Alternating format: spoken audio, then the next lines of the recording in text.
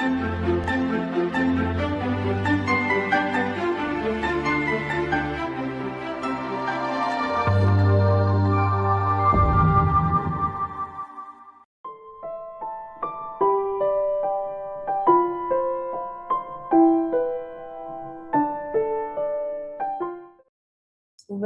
all to this session. So আজকে আমরা যেটা আলোচনা করব খুব নতুন বিষয় কিছু নয়, ভীষণ আলোচিত বিষয়, এবং আমরা প্রতিনিয়ত এই বিষয়টা নিয়ে চর্চা করে থাকি। আর যেহেতু আপনারা উইমেন এডুকেশন অপ্ট করেছেন অ্যাজ স্পেশাল পেপার, এই বিষয়ে অনেক কিছু অলরেডি জানা হয়েছে আমার দৃঢ় বিশ্বাস। কারণ এটা ইউনিট 4, বাকি ইউনিট 1, 2, 3, 5, 6, 7, 8, 9, 10 সবই হয়ে গেছে আপনাদের।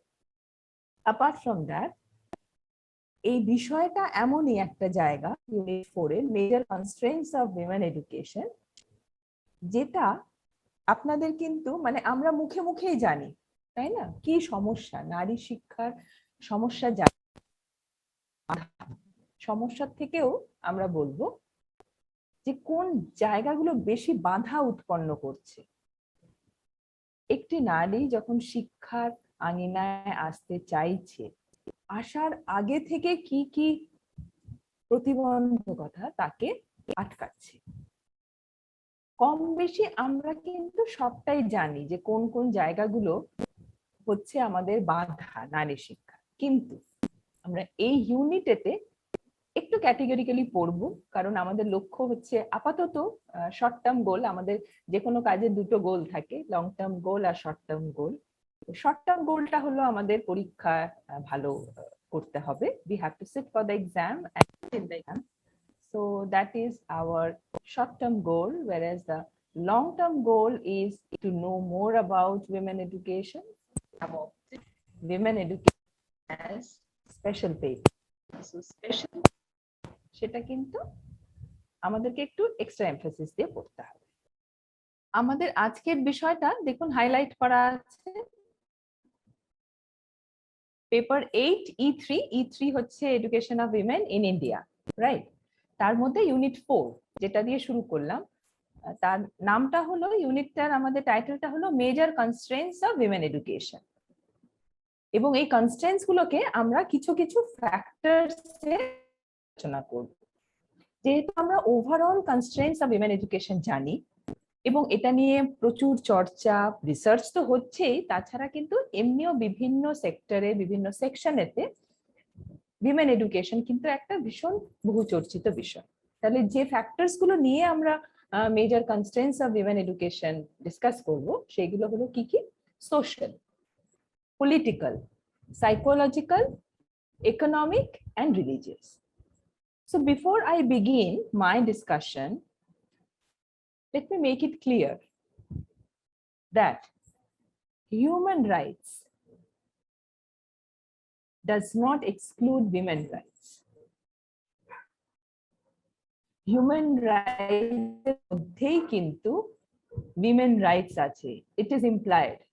So when we talk about constraints, social constraints of women education, political, economic, religious, psychological, well, psychological ফ্যাক্টরটা একটু অন্য রকমের, আমরা যদিও ওটাকে আলাদাভাবে ডিল করি, কিন্তু সোশ্যাল, পলিটিক্যাল, ইকোনমিক, রিলিজিয়াস কিন্তু কোনোভাবেই হিউম্যান রাইটস এর এগেইনস্টে যেতে পারে না। Then why are these considered as constraints?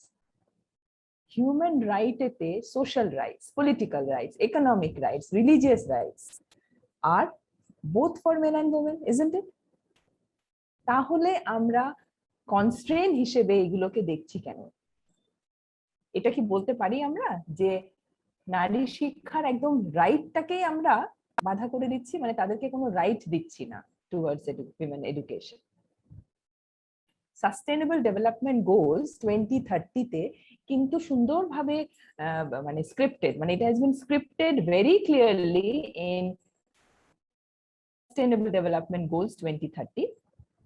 সেখানে কিন্তু বলা আছে এই যে হিউম্যান রাইটস, তার আন্ডারে right two education, so right two education is for all.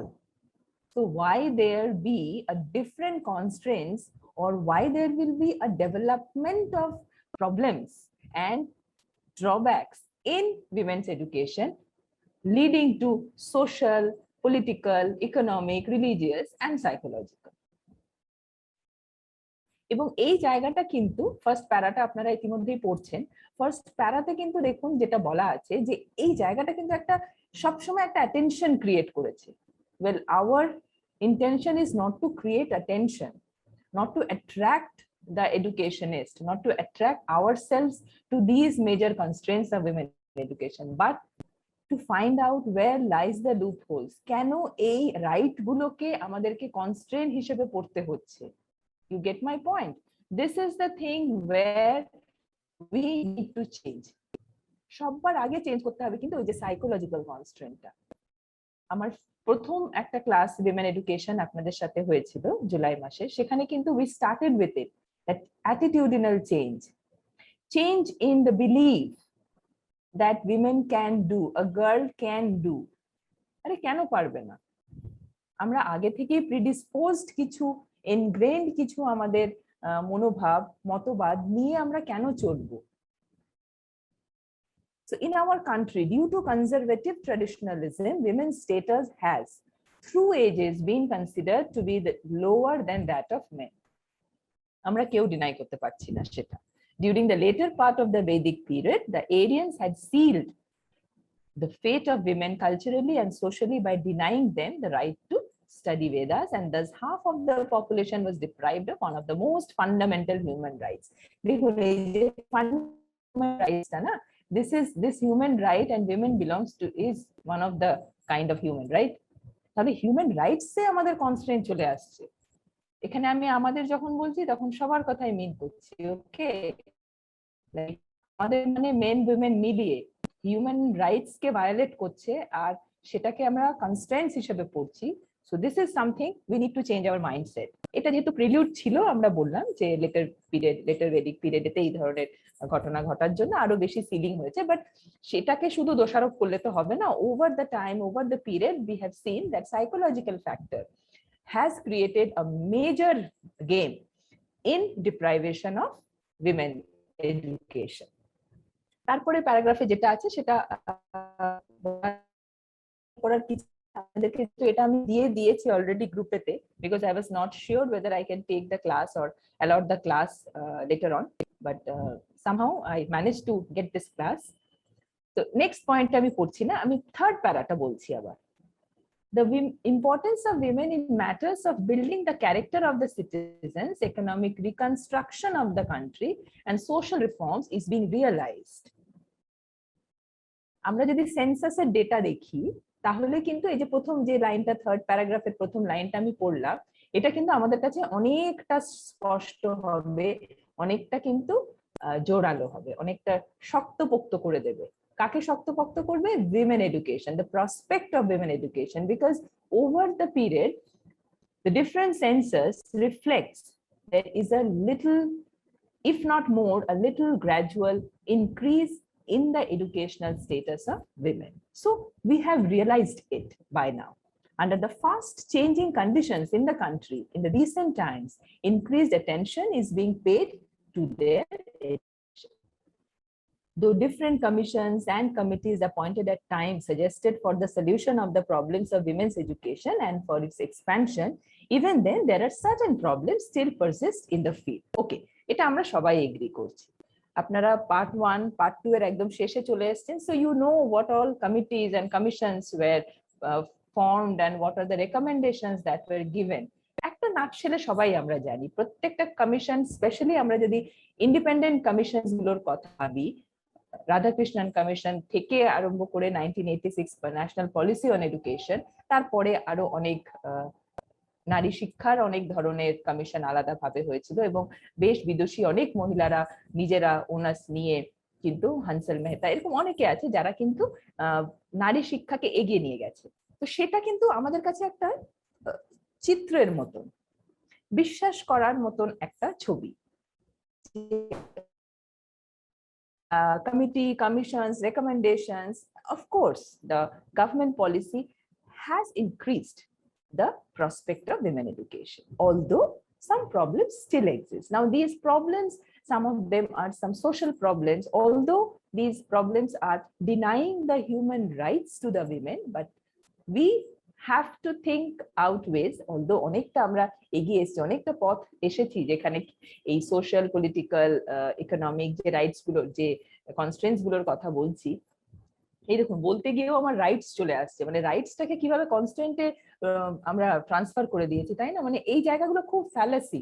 So being a special option, মানে এই ফিল্ডটা যেহেতু আপনারা চুজ করেছেন, you try to think in between the lines, not just read out the SLM, কয়েকটা বই পড়ে নিলাম, কনস্ট্যান্ট পড়ছি, ঠিক আছে, গতের মতন কনস্ট্যান্ট কয়েকটা প্রবলেম পড়ে নিলাম, তা নয়।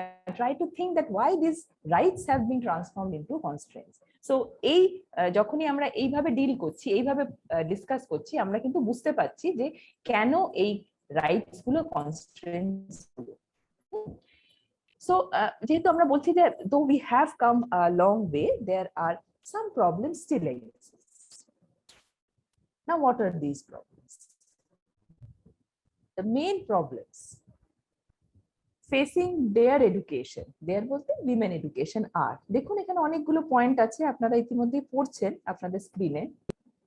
ডেভেলপমেন্ট অফ ইমোরালিটি, এটা একটা সাইকোলজিক্যাল কনসেপ্ট। আচ্ছা, এই ডেভেলপমেন্ট অফ ইমোরালিটি মানে না না মেয়েদেরকে পড়াশোনা শেখানোর দরকার নেই বাবা, বেশি পড়াশোনা শিখলেই তখন এই বাইরে বাড়ির কথা, ফ্যামিলির কথা শুনবে না, হাজবেন্ডের কথা শুনবে না, যা খুশি তাই করবে।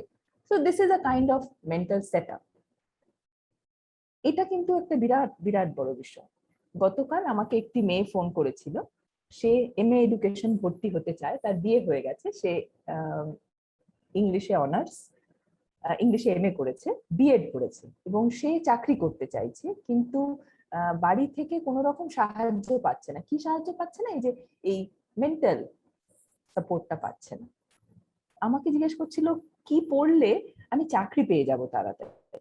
আমি জিজ্ঞেস করলাম তোমার বাড়িতে সমস্যা কি হচ্ছে? সে বলল আমাকে যে এমন কিছু পড়তে হবে যাতে আমি তাড়াতাড়ি চাকরিটা পেয়ে যাই। তাহলে দেখুন এখন কিন্তু মেন্টাল সেটআপটা এমন ভাবে চেঞ্জ হচ্ছে যে হ্যাঁ ঠিক আছে মেয়েরা চাকরি করবে, কিন্তু তার জন্য যত ন্যূনতম একটু পড়ে নিয়ে সে চাকরিটা পেয়ে যায়, তার বেশি ইনভেস্ট করবে না। এখন সে চাকরি তাড়াতাড়ি পাওয়ার জন্য she is trying out all means.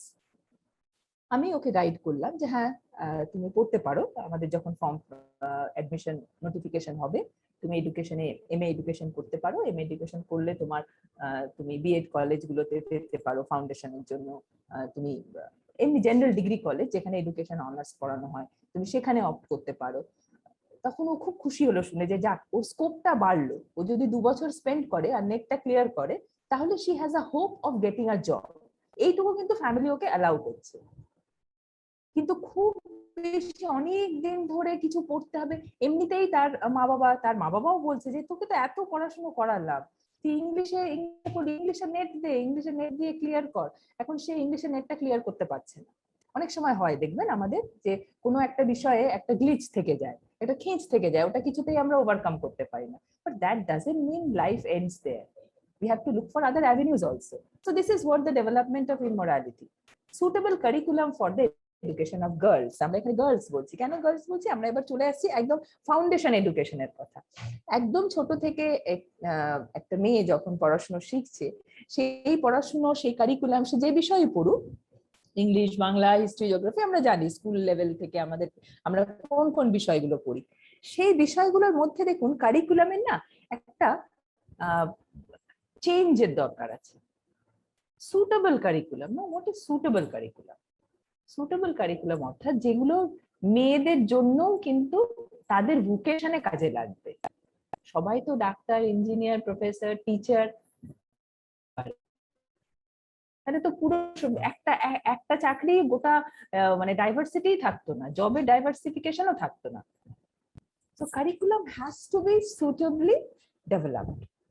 অনেক অপশন থাকা দরকার, অনেক ভোকেশন রিলেটেড কারিকুলাম কিন্তু থাকা দরকার। সাবজেক্ট অনেক কিছু, নিটিং, আগে আমরা শুনেছি আমার মায়েদের কাছে যে ওয়ার্ক এডুকেশন একটা খুব ইম্পর্টেন্ট একটা রোল প্লে করতো স্কুল এডুকেশনে, এবং সেই ওয়ার্ক এডুকেশনের যা যা জিনিস শেখানো হতো, যা যা পড়তো ছেলে মেয়েরা, ছেলেদের জন্য কিছু কিছু অ্যাক্টিভিটি থাকতো, মেয়েদের জন্য থাকতো।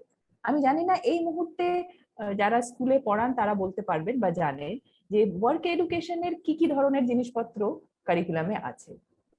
ঠিক সেইভাবেই ধরুন হিস্ট্রি, জিওগ্রাফি এইসব জায়গাগুলোতেও কিন্তু আপনারা বলতে পারেন যে ম্যাডাম তাহলে তো আপনি বলছেন কি আলাদা আলাদা কারিকুলাম হবে, ছেলেদের আলাদা মেয়েদের আলাদা। না, আলাদা হবে না, কিন্তু এমন অপটিমাম কারিকুলাম থাকবে যেখানে কিন্তু ওই যে বললাম মেন্টাল মেকআপটাও তো আমাদেরকে ফাইট আউট করতে হবে, তাই না?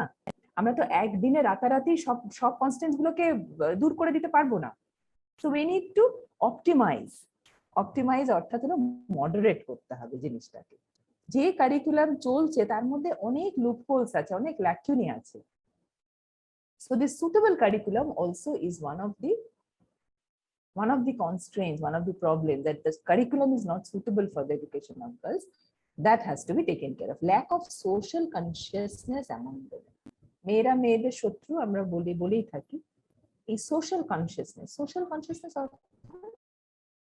শিখে আমি বড় হব অর্থাৎ নিজের পায়ে দাঁড়াতে পারবো, সিদ্ধান্ত নিতে পারবো, আমি কন্ট্রিবিউট করতে পারবো to my family, and I will be a contributor to the development of my society, my nation, and also I can help my family, my daughter, my son to raise his or her own living. এই যে consciousness গুলো, চেতনাগুলো, সেগুলোর একটা কিন্তু lacking আছে। অনেক উদাহরণ আছে, সেই উদাহরণগুলো বলবো না আমি, আপনারা জানেন। সেই উদাহরণগুলো বললে অনেক সময় আমার যেটা উদাহরণ মনে হবে আপনাদের কারো মনে হতে পারে সেটা না, এটা ঠিক বলছেন না আপনি। যে আমি এই কয়েকটা কথা বলেই এই পয়েন্টটাকে এখানে শেষ করছি। স্কারসিটি অফ লেডি টিচার্স, এখানে বলার কিছু নেই। This is one of the major problem. Lack of proper physical facilities, unwillingness of lady teachers to serve in rural areas. দেখো এটা একটা কিন্তু বড় সমস্যা। মানে এগুলো হচ্ছে সেই কেমন জানেন তো, সেই জিলাপির প্যাচ হয় না, ঠিক সেরকম। এই unwillingness of lady teachers to serve in rural areas. একজন ওই যে সোশ্যাল কনসিয়াসনেস না থাকলেই যেটা হয় যে চাকরি পেলাম, অথচ আমি চাকরিটা নিলাম সো দ্যাট আই ক্যান, একজন টিচার কিন্তু প্রচুর প্রচুর প্রচুর প্রদীপ জ্বালাবে। প্রদীপ জ্বালানো মানে হচ্ছে শিক্ষাকে আরো ছড়িয়ে দেবেন, আরো এগিয়ে নিয়ে যাবেন। কিন্তু যদি টিচার আনউইলিং থাকে, যেতে না চান, চাকরি না নিতে চান পার্টিকুলার কোনো জায়গায়, তাহলে কিন্তু সেটা একটা বড় বাধা হয়ে যায়। কারণ গ্রামেতে আপনারা জানেনই এই যে ইমোরালিটি বা এই যে মেয়েদেরকে পড়াশোনা করতে না দেয়া, তার একটা বড় কারণই হচ্ছে কিন্তু যে বাবা ছেলে শিক্ষক শেখাবে, সে আবার কি করে, সেটা তো হয় না। এই জায়গাটা এখন অনেকটা, এই জায়গাগুলো অনেকটা উঠে এসেছে, আমরা অনেকটা ওভারকাম করেছি, but you see there are still this are some of the problems.